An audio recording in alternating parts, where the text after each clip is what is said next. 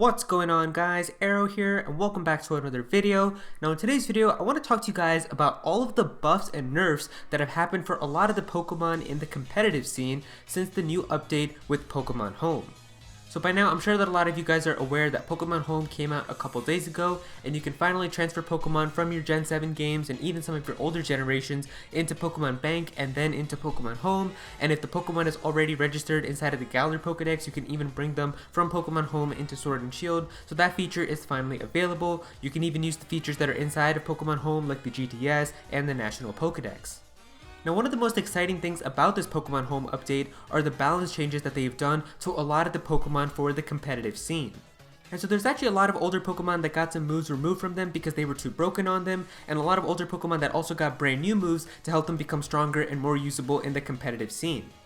And so in this video, thanks to the Pokemon Home DATAMINE, we finally have a list now of a lot of the updated movesets for older Pokemon in Pokemon Sword and Shield, and I just want to give you guys my thoughts on that because there's definitely some Pokemon now that are much stronger, some Pokemon that are a little bit weaker as well, so I just want to give you guys my thoughts on that because I love doing competitive battles myself. That's pretty much how I play Pokemon games after I'm done the main adventure, so if you guys are into that stuff, then yeah, let's get started.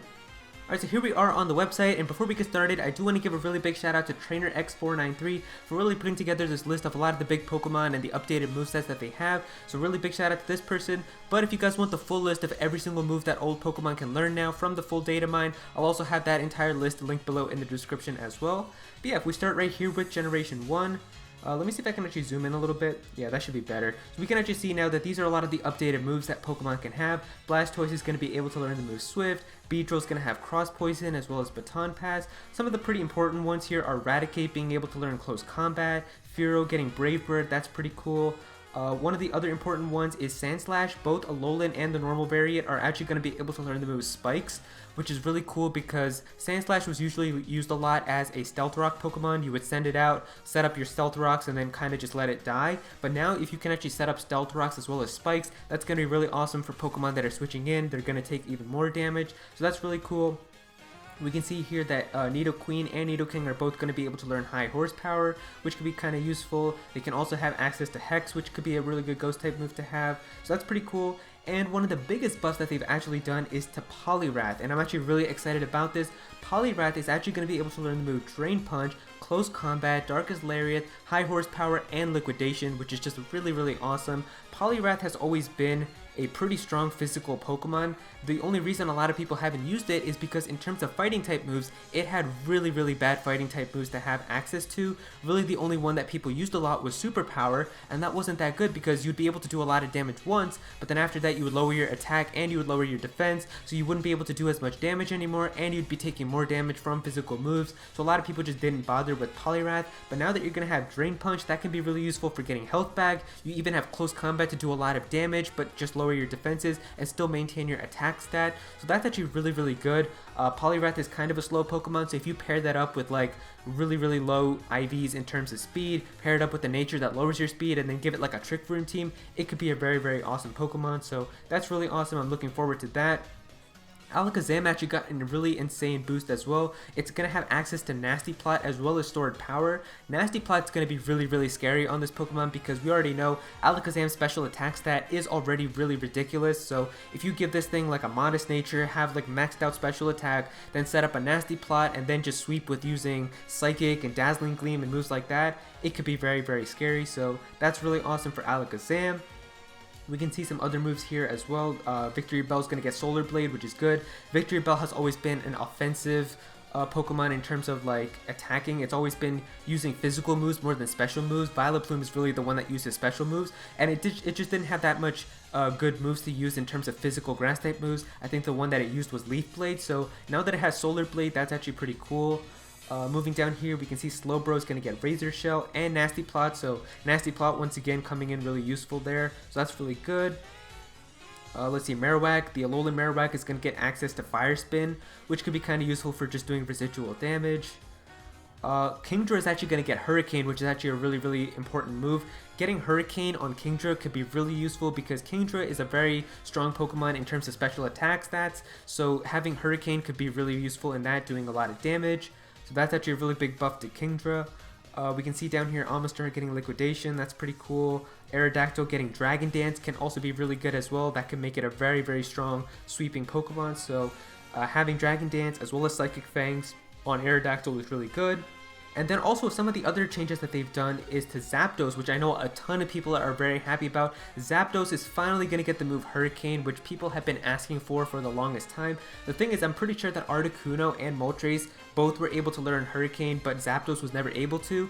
And now that Zapdos finally has it, a lot of people are very happy. It has Air Slash too, which is really good, so you can do that if you favor having accuracy instead of having more damage, or if you want to have the effect of flinching them. So that's really awesome, because really the only special flying type move that Zapdos had before was Air Slash. Not Air Slash, it was Air Cutter, the one that did like 50 damage. So it was very, very bad. So now that it has Air Slash and Hurricane, that's actually very, very good. I'm looking forward to that a lot. So those are a lot of the big changes for Gen 1. Moving into Generation 2, we can see here that Meganium is going to have Solar Blade now. Typhlosion has Mystical Fire, so that's pretty good. Let's see here. Crobat is actually going to be able to learn the move Hurricane, which is pretty good. I know that there are a few times where I've seen Crobat being able to have like a special set instead of a physical one. Usually the one that I run is pretty physical, like it has Cross Poison, it has Taunt, it has Brave Bird. Those are the moves that I usually teach mine, but I have seen Crobats being able to use special movesets before, so having Hurricane now could be useful. You could have Hurricane, you could have Sludge Bomb, Heat Wave I'm pretty sure it gets access to, so a special Crobat could be kind of viable now, so that's pretty cool. One of the biggest changes, Azumarill getting the move High Horsepower. That is actually ridiculous. Azumarill has been one of the most broken Pokemon in the competitive scene for a pretty long time because of how it has become a Fairy type since Generation 6, and it has the ability Huge Power, which essentially just doubles its attack stat. It's a very strong Pokemon, and having High Horsepower is really good for Electric type Pokemon, which are one of its weaknesses, so that's actually really, really good for Azumarill. Some of the other Pokemon down here we can see, let's see, Granbull is going to get Close Combat and Psychic Fangs, which can be very useful for that Pokemon. Let's see here, I mean, we already talked about Kingdra, but Power Whip on Donphan is going to be pretty useful if you want to just have a strong Grass type move for doing physical damage. That's going to be really cool. And then also some of the legendary ones that they've done here. So Raikou is actually going to get the move Scald now, which is actually really, really useful. Scald can be used for ground types, which are one of Raikou's weaknesses. So you can use Scald to being able to do super effective damage with water type moves. Even if there's a really strong physical threat to you, you can try to use Scald to get a burn on it. So that's going to be very useful for Raikou. So that's going to be really good. It also has Aura Sphere, which is going to be a really good move now. It's basically like a really good Togekiss at this point. So those are some pretty good changes for Raikou. Moving into Generation 3, Sceptile is going to get the move Cross Poison, which is really good, but it also is going to get the move Dragon Dance. So Sceptile can actually be a very strong physical threat now with getting Dragon Dance. You could actually use Dragon Dance, then use Leaf Blade, and some of the other strong offensive moves that it gets access to, so that's good. Swampert gets access to Bulk Up, which is also really broken. Having you being able to raise your attack and your defense, being able to become a little more tanky and dish out more damage, that's actually really, really good. Breloom is going to get Close Combat, which is good for doing physical damage. That's nice. Exploud going to get Hydro Pump, which is just insane as well, because Hydro Pump, very strong water type move that's a special move, and you know, we know that Exploud is a pretty strong special attacking Pokemon, so that's insane for that. Some of the other ones down here, Sharpedo is going to get Close Combat. That's actually ridiculous, so that's going to do a ton of damage. Let's see, Absol also getting Close Combat. Walrein getting Sword Stance and Heavy Slam and Liquidation. Salamence is actually going to get a really, really big buff with Air Slash and Hurricane now, which is awesome. The thing about Salamence is that a lot of people have used Salamence as a special Pokemon, teaching it like Dragon Pulse, Draco Meteor, moves like that, and so having Air Slash and Hurricane now is also really, really big, so that's very exciting. We've also got some moves now for the legendary Pokemon. I'm not like really big into legendaries because I don't use them all that much, but Latios and Latias getting access to Mystical Fire as well as Future Sight and having Aura Sphere, that's just going to be really, really good for them, so I'm excited to see how that's going to work. Deoxys is also going to get Nasty Plot, which used to be previously event only, it seems, so now you're going to be able to teach a Nasty Plot and really be able to make it a very, very big threat, so that's going to be really good. Moving into Generation 4, Luxray is going to get Agility, which is nice. You can raise its speed a lot. Spiritomb is going to be getting the move Hex, which can be very useful. Spiritomb is always used as kind of like a stally type of Pokemon anyway, so giving like Will-O-Wisp to it and then having Hex, it could be a pretty annoying Pokemon to deal with. And then the one I know a lot of people are kind of upset about, but I'm actually so thankful. You can see right here that they crossed off Dragon Dance and said lol no for Dragon Dance on Garchomp. And this is the thing that I've seen a lot of people on Twitter actually upset about. People were upset that Dragon Dance wasn't going to appear on Garchomp. I'm actually very thankful for this. I think that Game Freak knows that having Dragon Dance on Garchomp would be extremely broken. It's a very strong move, and Garchomp is already itself a very broken Pokemon. It's a pseudo legendary. It has higher stats than normal Pokemon, so that's really good for it. And it's a Pokemon that's actually really fast and it hits really hard. It's basically a glass cannon, and if you gave it Dragon Dance, then it would become pretty much unstoppable, because what you could do is, one of the weaknesses that Garchomp has is ice type moves. They do ×4 super effective damage to it, but if you gave Garchomp like a Focus Sash, for example, you send it out and you use Dragon Dance, even if they use Blizzard or Ice Beam or something like that, you're still going to live at 1 HP because of your Focus Sash, and now you're going to be faster than pretty much every other Pokemon, and you're going to be doing way more damage, so you could pretty much just sweep entire teams using Outrage, Earthquake, whatever. So I think that they know how broken Dragon Dance would be on Garchomp, so we'll probably never see it, and I'm thankful for that. But I know there were people that were upset about that. I personally hope that we never get to see Dragon Dance on Garchomp, because it wouldn't be that much fun to play, but we'll see what they do. Darkest Lariat appearing on Electivire is pretty good. Mystical Fire on Magmortar is also pretty nice as well. Some of the other moves here for Azelf and Uxie and Mesprit and all of them, you can see that they all have access to Nasty Plot now, which is going to be good. It could be pretty useful for them. Some of the legendary Pokemon here as well, you can see some of those updated movesets. Moving into Gen 5, we can see here some of the movesets that they've done. Cross Poison for Scolipede is nice. Razor Shell for Caracosta. Zoroark is going to get the move Mega Punch and Mega Kick, which could be kind of useful. Emogla is getting Solar Beam as well as Energy Ball to help it deal with ground type moves, which could be kind of useful. Hex getting on Amoonguss is actually kind of broken, because Amoonguss is already a very strong Pokemon used in doubles, and a lot of people really don't like it, so having Hex on it could be even more of a problem, because Hex does more damage if they have a status condition, and since Amoonguss is already used for being very annoying with Spore and putting Pokemon to sleep, Spore and Hex could be a very deadly combo, so that could be kind of a problem. Some of the other changes here, we can see that Landorus is going to get the move Scary Face to lower speed. That could be kind of useful. Tornadus getting Nasty Plot could be really broken. You could do Nasty Plot and then Hurricane for lots of damage, so that's a pretty big problem.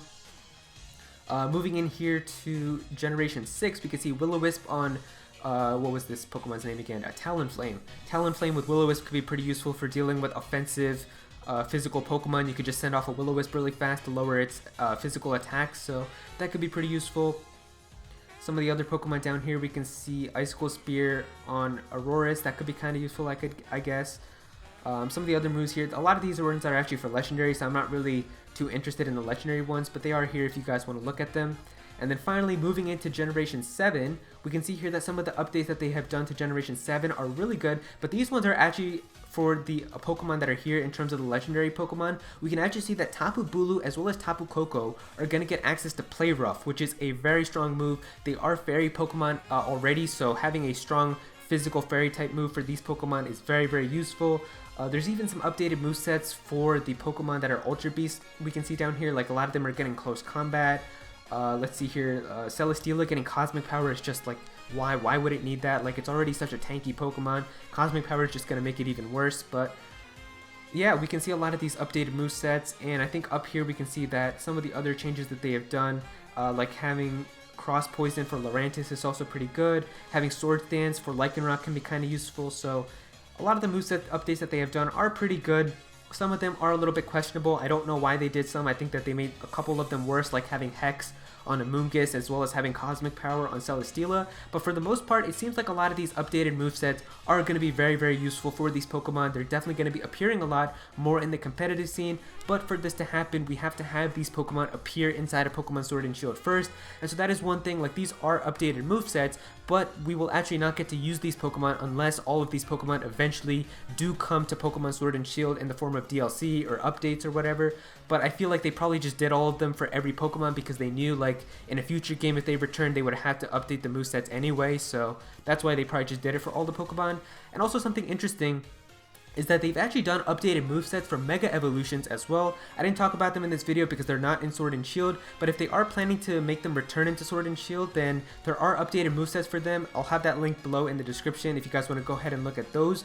but it is kind of interesting because they did say that Mega Evolutions aren't going to be in Sword and Shield, but yet we have updated movesets with Generation 8 moves for a lot of these Mega Pokemon. So it kind of makes you wonder, like, are they going to be returning at some point in Sword and Shield? Did they just do this to future-proof them in case Megas are going to be coming back into a future game? We don't really know what's going to happen. But yeah, these are a lot of the updated movesets that they have done for the Pokemon after appearing in Pokemon Home.